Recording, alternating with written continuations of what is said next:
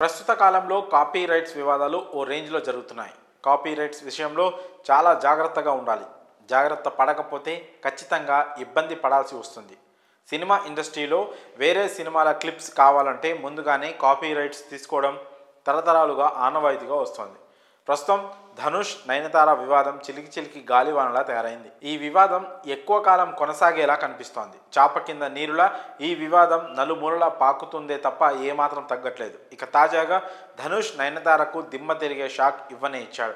నయనతార, ఆమె భర్త Vignesh Shivan, Rowdy Pictures Private Limited మరో ఇద్దరిపై హీరో ధనుష్ విరుచుకుపడ్డారు.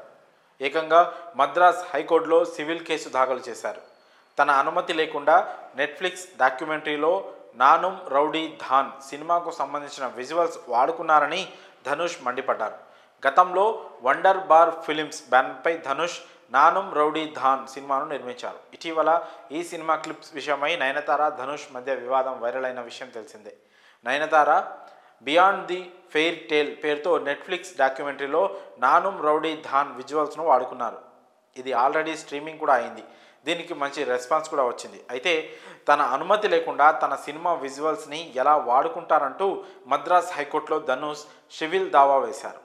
అంతకుముందే ధనుష్ తనకు 10 కోట్లకు లీగల్ నోటీసులు పంపడంపై నయనతార ఓ రేంజ్లో మండిపడింది. ధనుష్ నిర్మించిన Naanum rowdy Dhaan clips వాడుకునేందుకు NOC అడిగితే 2 ఏళ్ల నుంచి తిప్పించుకుంటున్నారని కామెంట్ చేసింది. 3 సెకండ్ల క్లిప్కి 10 కోట్లు కట్టాలా అని ఆగ్రహం వ్యక్తం చేసింది. అయితే నయనతార కామెంట్స్పై ధనుష్ తిరిగి స్పందించలేదు.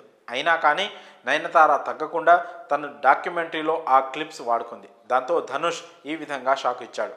ఇక ఈ వివాదం గురించి మీ అభిప్రాయాలను కామెంట్స్ రూపంలో తెలియజేయండి.